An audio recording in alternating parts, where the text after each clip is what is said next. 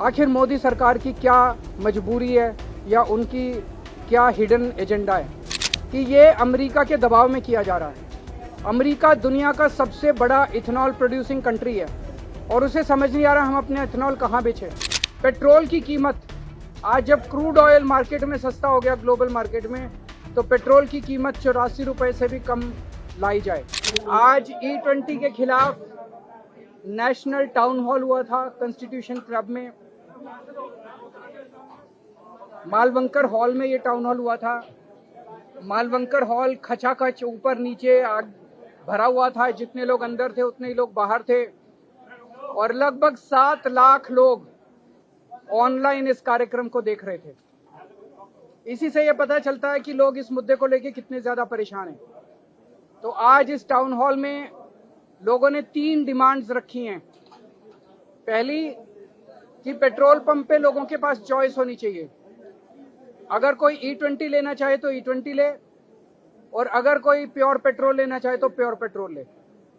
दूसरा, E20 की cost pure petrol से कम होनी चाहिए। और तीसरा कि पेट्रोल की कीमत आज जब क्रूड ऑयल मार्केट में सस्ता हो गया ग्लोबल मार्केट में, तो पेट्रोल की कीमत 84 रुपए से भी कम लाई जाए। ये 3 मांगे जनता ने रखी है। एक मुद्दा ये उठता है कि जब इथेनॉल किसी भी एंगल से सही नहीं है, इथेनॉल से लोग इतने परेशान हैं, इथेनॉल पेट्रोल से ज्यादा महंगा है, इथेनॉल कम माइलेज देता है, इथेनॉल से कोई किसानों का फायदा नहीं हो रहा, इथेनॉल से कोई फॉरेन एक्सचेंज नहीं बच रही। इथेनॉल जहां बनाया जाता है जिन फैक्ट्रियों में, आसपास का पूरा ग्राउंड वाटर दूषित हो जाता है। तो फिर केंद्र सरकार जबरदस्ती करके झूठे आंकड़े देके पूरे देश के ऊपर देशवासियों की इच्छा के खिलाफ इथेनॉल पुश क्यों कर रही है, हमारे ऊपर जबरदस्ती क्यों कर रही है, हमारे ऊपर क्यों थोप रही है। आखिर मोदी सरकार की क्या मजबूरी है या उनकी क्या हिडन एजेंडा है। तो सारी जांच करने पे पता चलता है कि ये अमेरिका के दबाव में किया जा रहा है। अमेरिका दुनिया का सबसे बड़ा इथेनॉल प्रोड्यूसिंग कंट्री है और उसे समझ नहीं आ रहा हम अपने इथेनॉल कहाँ बेचें। और इंडिया ने कुछ महीने पहले यूएसए के साथ ट्रेड डील साइन की थी, जिसमें यह क्लॉज था कि अगले 5 साल में इंडिया अमेरिका से $100 बिलियन का सामान खरीदेगा। अब कहां से खरीदे ये $100 बिलियन का सामान? तो इथेनॉल हम अमेरिका से खरीदने जा रहे हैं। इस साल E20 लागू करने की वजह से हम अमेरिका से इस साल $2.5 बिलियन का इथेनॉल खरीदेंगे। तो 5 साल में इन्फ्लेशन देखते हुए, डॉलर की कीमत देखते हुए, सब चीजों को देखते हुए हम 5 साल में $20 बिलियन का इथेनॉल अमेरिका से खरीदेंगे। तो $100 बिलियन का जो टारगेट है उसमें से 20% टारगेट इथेनॉल से पूरा होगा। ये इसलिए क्योंकि प्रधानमंत्री मोदी जी ट्रंप के सामने कमजोर पड़े हुए हैं। वो इसलिए कि प्रधानमंत्री मोदी जी की कुछ मजबूरियां हैं जिसकी वजह से पूरे देश को उन्होंने ट्रंप के सामने गिरवी रख दिया है। देशवासी बहुत दुखी हैं। प्रधानमंत्री जी की जो भी मजबूरियां हैं, हम उनसे निवेदन करते हैं कि अगर आप अपनी मजबूरियों को फेस नहीं कर सकते तो इस्तीफा दे दीजिए, किसी और को प्रधानमंत्री बनने दीजिए जो कम से कम ट्रंप का आंखों में आंखें डाल के मुकाबला कर सके, लेकिन पूरे देश को दुखी मत कीजिए। सर, आपने ऐलान किया है कि आप पीएम जाएंगे, तो ऐलान करके जाएंगे, जाहिर है सिक्योरिटी होगी। अभी कुछ दिन पहले नेता विपक्ष ने भी वहां पर प्रोटेस्ट किया था, तो क्या लगता है? तो जैसे उनको जहां तक जाने दिया था, मुझे उम्मीद है हमें भी वहां तक तो जाने देंगे। सर, कितनी पिटीशन लोगों ने आपके पास भेजी है, कितनी तादाद? 2 लाख से ज्यादा पिटीशन आ चुकी हैं। सरकार ये दावा कर रही है कि एथेनॉल नहीं होता तो पेट्रोल महंगा होता, और एथेनॉल होने पेट्रोल कैसे महंगा होता, आमने सामने बैठ के बात करते हैं। मैंने कैलकुलेट किया है और मेरी कैलकुलेशन मैंने पब्लिक डोमेन में डाली है। कैलकुलेशन बड़ी सीधी सी है कि जो क्रूड ऑयल है, उस क्रूड ऑयल का रिफाइनिंग कॉस्ट है, ट्रांसपोर्ट कॉस्ट है, फिर उसमें स्टेट टैक्स लगते हैं, उसमें सेंट्रल टैक्स लगते हैं, वो सारे मिलाने के 84 रुपए बन रहा है। तो कैसे महंगा होता? हमें बेवकूफ बना रही है केंद्र सरकार। और पिछली साल 70,000 करोड़ रुपए का ऑयल कंपनीज को मुनाफा हुआ है। जो ये कह रहे हैं कि यूएस और ईरान के वॉर के दौरान घाटा हुआ था, वो घाटा पिछले साल के प्रॉफिट से पूरा कर लो। सर, राज्यसभा में प्रश्न लगाया E20 को लेकर, तो सरकार ने इस ओर इशारा किया कि सिर्फ E20 की वजह से माइलेज कम नहीं होता, उसके बहुत सारे रीजन हो सकते हैं। सरकार ने जवाब कौन सी स्टडी है?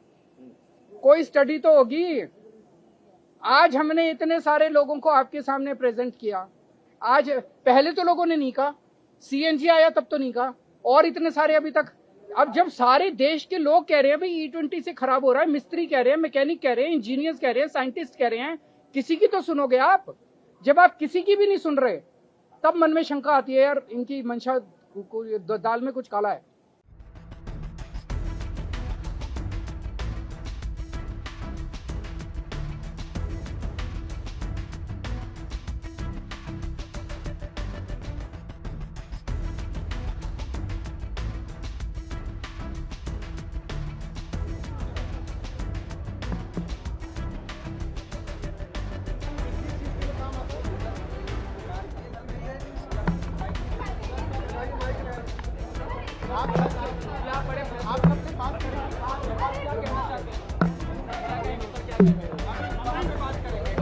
उसके बाद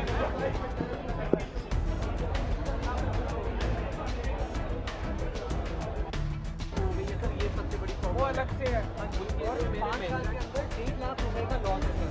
5 साल में 1.5 लाख का लॉस है, और ये इसके अलावा इंजन का लॉस अलग है। लॉस अलग है, वो 3,600 रुपीज पर ईयर है, एंड इसका एवरी। तो कभी कहते हैं कि E20 अच्छा है, कभी कहते हैं E20 खराब है। एक मिनिस्ट्री कहती है E20 में 2% से 5% का फर्क आता है, एक मिनिस्ट्री कहती है 4 से। तो इन्होंने कोई स्टडी वडी नहीं कराई, इन्होंने जबरदस्ती कर रखी। सर मिडिल क्लास पाई जोड़ के गाड़ी खरीदता है, और उसके बाद अगर उस पर E20 थोप रहे हैं सरकार, तो क्या कहेंगे? तो गाड़ी भी खराब हो रही है, माइलेज भी खराब हो रही है, तो इसीलिए सरकार जबरदस्ती क्यों कर रही है? सरकार का क्या इंटरेस्ट है? इसका मतलब E20 पेट्रोल तो सही नहीं है, लेकिन फिर भी प्राइस हाइक पे, क्योंकि बाकी दुनिया में प्राइस बहुत आम आदमी पार्टी लो है। आइए आज सारी बातें करेंगे। अब गन्ने वाले एथनॉल से जो पेट्रोल में मिलावट हो रही है, उसकी वजह से जो गाड़ियों में मेंटेनेंस और माइलेज के इश्यू आ रहे हैं, उन सबके कुछ पीड़ित आज इकट्ठे हुए हैं। अरविंद केजरीवाल जी ने एक national town hall against E20 रखा है, और मुझे लगता है कि हर दिन करोड़ों लोग इस समस्या से जूझ रहे हैं। सरकार ने तो बस दे दिया भाई यही पेट्रोल है, लेना लो नहीं लेना मत लो, पर जो लोग उससे परेशान हो रहे हैं आज वो आपस में मिलेंगे, अपनी दिक्कतें बताएंगे, और इसी चर्चा के बीच में कुछ एक्सपर्ट्स बुलाए गए। आपने देखा होगा पिछले दिनों में ऑटोमोबाइल कंपनियों पे दबाव बनाया गया। एक तरफ तो लिख के दे रही है भी 2023 से पहले वाली गाड़ियों पे ये पेट्रोल सूट नहीं करता, उसके ऊपर भी कोई ऑप्शन भी नहीं दे रहे। तो आज वो सब पीड़ित अपनी बात यहाँ पर रखेंगे, और शहीद आजम भगत सिंह जी ने कहा था कि बैरों को सुनाना हो तो तेज आवाज में बोलना पड़ता है। अगर सरकार नहीं सुनेगी तो फिर सारे इकट्ठा होकर एक सुर में सरकार को बताएंगे।